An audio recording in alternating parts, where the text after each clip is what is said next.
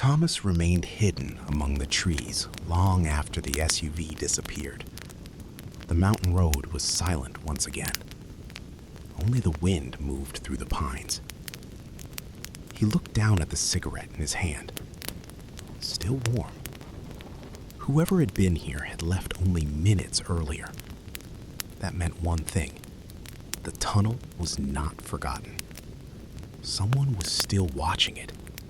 Someone with resources. Someone organized. Thomas slipped the cigarette into an evidence bag and took several photographs of the footprints. Then he returned his attention to the sealed entrance. The vertical line in the rock face was impossible to ignore now. What appeared to be solid stone was actually something else. A concealed structure. An enormous door. He ran his fingers along the surface. Concrete. Not natural rock. Engineered. Built. Hidden. Suddenly he noticed something near the ground. A rusted metal plate almost completely covered by moss. He knelt beside it, carefully brushing away dirt. Letters slowly appeared. Most were unreadable, but one word remained visible. Adler. Thomas felt a chill run through his body. Sight Adler. The name from Carl Weiss's notebook. The name that officially did not exist. Yet here it was, hidden in the mountains. Real, physical, undeniable. He photographed the plate from every angle. Then, a distant sound echoed through the valley. A helicopter. Thomas looked toward the sky. A dark helicopter emerged from behind a mountain ridge, flying low, too low, almost as if it were searching. Instinct told him to leave, immediately. He gathered his equipment and moved deeper into the forest. The helicopter circled once, then twice, hovering above the mountainside, above Sight Adler. That evening, Carl Weiss couldn't sleep. The photograph Becker had left remained on the table. Thomas entering the hotel. Someone had followed him. Someone had photographed him. Someone was watching every move. Carl sat beside the fireplace and stared at the flames.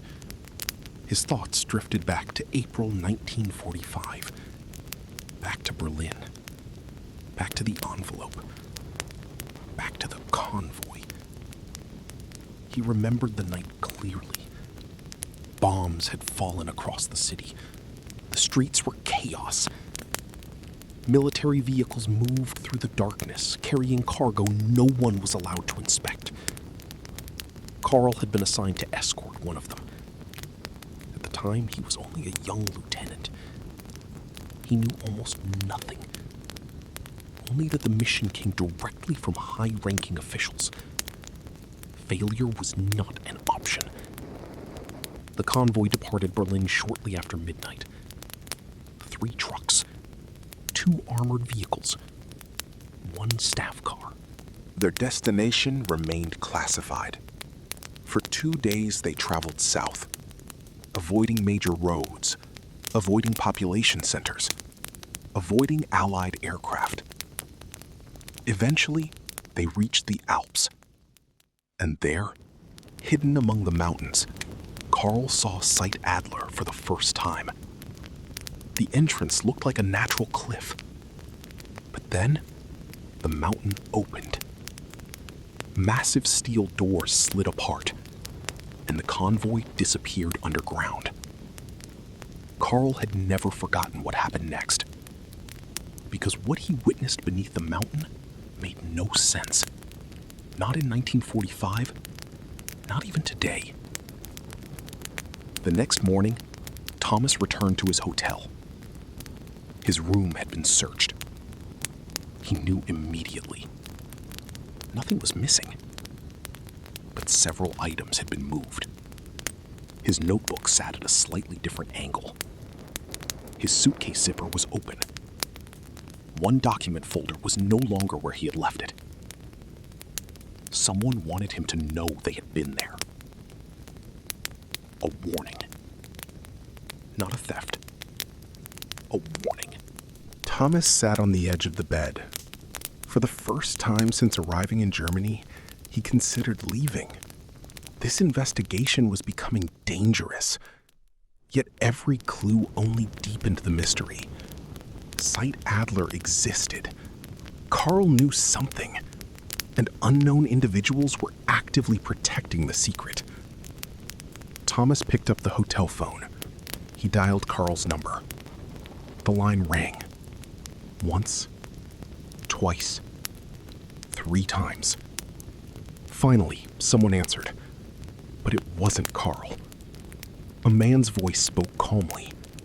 "Stop looking." Thomas froze. "Who is this?" The line went silent. Then the voice returned. "History is buried for a reason." Click. The connection ended. Thomas stared at the receiver. His heart pounded. Someone was inside Carl's house, or had been. Either way, the message was clear. They were watching. Several miles away, Carl stood at a cemetery Overlooking the valley. He held a small bouquet of flowers. Before him rested a grave marked with a simple name, Ernst Keller. At least, that was the name on the stone. Carl knew the truth.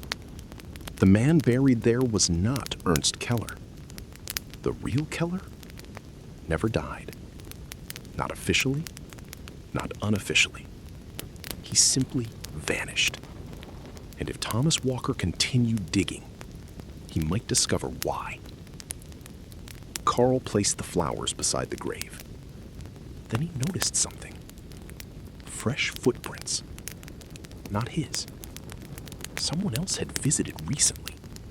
Very recently. His eyes narrowed. Near the grave lay a folded piece of paper. Carl picked it up. Inside were only 6 words. The tunnel must never open. No signature, no explanation, nothing. Just 6 words. Carl looked toward the mountains. The peaks stood silent beneath gathering storm clouds. But somewhere beneath them lay a secret powerful enough to survive war, powerful enough to survive governments, powerful enough to survive generations. And now, after 33 years, the secret was beginning to surface. For the first time in decades, Carl feared the truth might finally escape. And if it did, history itself might have to be rewritten.